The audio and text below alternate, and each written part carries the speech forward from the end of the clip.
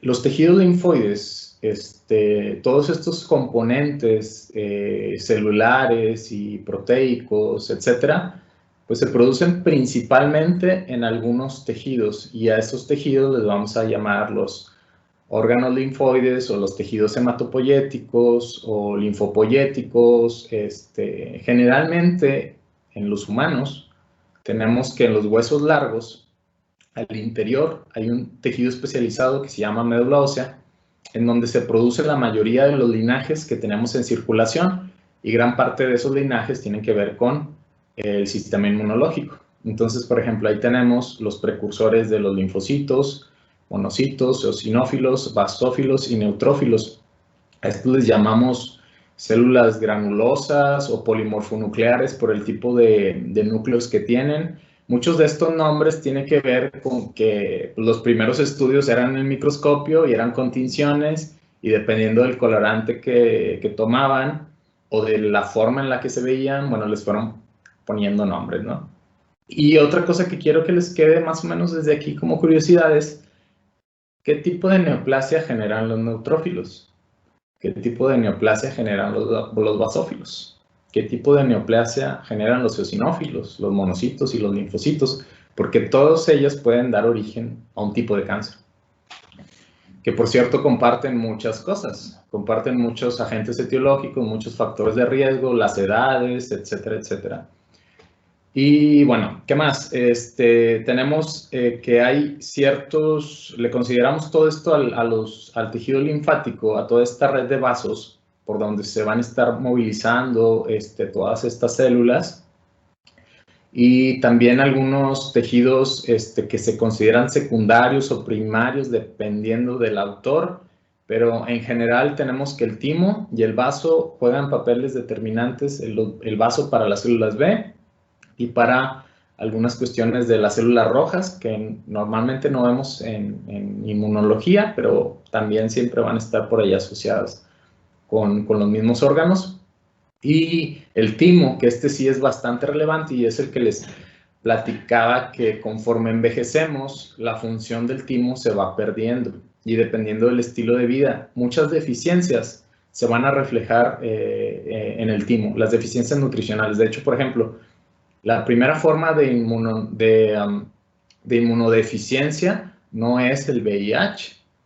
La inmunodeficiencia más común en todo el mundo es la desnutrición calórico-proteica, y lo que le hace al timo es generarle acelularidad, es decir, que se pierden las estructuras celulares que necesitas ahí para que se adoctrine a las células T. En el timo se lleva a cabo algo que se llama selección positiva y selección negativa de las células T, en donde a través de una migración por las diferentes cortezas del timo, las células T van interactuando con algunos receptores, y cuando hay mucha interacción con proteínas propias, básicamente el timo dice: tú me podrías generar una autoinmunidad, entonces lo manda a apoptosis.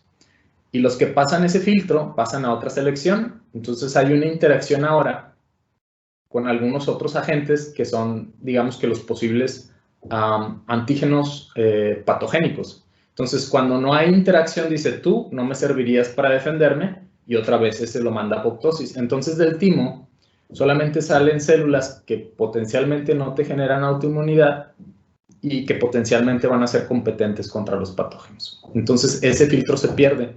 Hay también una hormona que se llama timulina, que se necesita para la actividad y la maduración de las células T, y se produce en el timo. Y por ejemplo, la timulina en su core estructural tiene una molécula de zinc, y por eso es que está muy relacionada la desnutrición de zinc con la pérdida de la capacidad inmunológica, pero la más importante son las calórico-proteicas. Y bueno, también generan problemas en la médula ósea, también generan hipocelularidad, y no hay suficientes componentes en sangre. Y bueno, podríamos seguir y seguir, pero básicamente los fundamentos son que hay ciertos órganos especializados en donde se producen los linajes, que las células T necesitan una maduración extra que se da en el timo, que es uno de los tejidos periféricos más importantes del sistema inmunológico. Y bueno, que las células T salen ya casi maduras, pero por ahí también es algo importante el vaso para la maduración terminal, sobre todo en las aves, no tanto en los humanos, pero también juega por ahí un rol importante. Y bueno, continuamos. Entonces aquí vamos a ver cosas muy puntuales acerca de la inmunidad innata. Tenemos a los epitelios. De hecho, en la materia de inmunonutrición les hablo mucho de la importancia de los epitelios, porque a veces no lo consideramos como inmunidad, pero pues el tejido de absorción, todo el estómago, el tracto gastrointestinal, está formado por epitelios y por ahí absorbemos, y si no está estructuralmente intacto, ya nos empieza a generar muchos problemas con nuestro sistema inmunológico. Y tiene mucho que ver con la producción o la secreción de sus proteínas. La más importante es la IgA, que es un anticuerpo que sobrevive el pH del estómago, ¿sí? Y también sobrevive a la secreción. Muchas inmunoglobulinas no sobreviven tanto a los ambientes adversos, pero la inmunoglobulina A es un dímero y tiene como unas proteínas protectoras. Entonces hace que sea muy estable en ciertos ambientes adversos. Y la secreción de la lisozima, entonces la integridad del epitelio ya es una gran ventaja en cuanto al sistema, en cuanto a la inmunidad innata.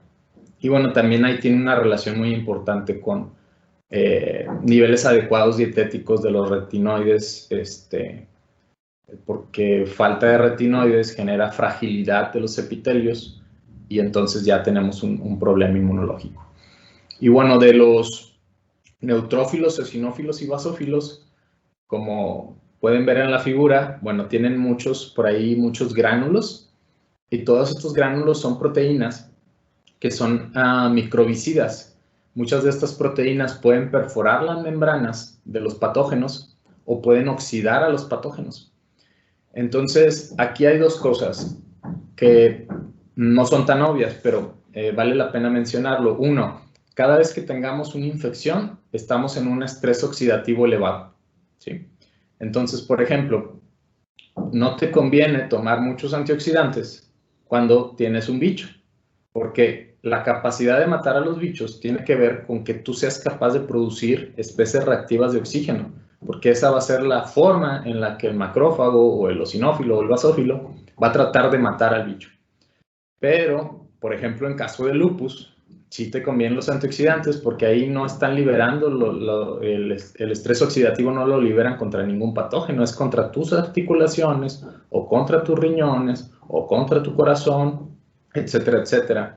Entonces, todo esto de la importancia relativa de quiero más oxidación o quiero menos oxidación depende del tipo de condición que te esté afectando, porque no podemos generalizar. En algunos casos nos favorece y en algunos casos nos va a empeorar.